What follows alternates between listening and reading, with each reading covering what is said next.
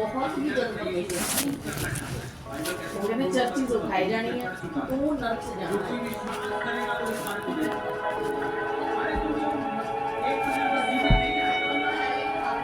पल पल जीना हाल मेरा तेरे बिना सारे नशे बेकार तेरी आंखों के सिवा करनी जाता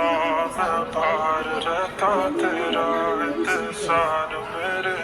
ख्वाबों में आना करके सोला सिंगार मैं अब क्यों होश में आता नहीं सुकून ये दिल क्यों पाता नहीं क्यों दोनों खुद से जो थे वाद के अब ये इश्क निभाना नहीं मैं मोड़ूं तुमसे जो ये चेहरा दोबारा नजर मिलाना नहीं ये दुनिया जाने मेरा दर्द तुझे ये नजर क्यों आता नहीं सोने आयो तेरा शर्माना मेरी जान ना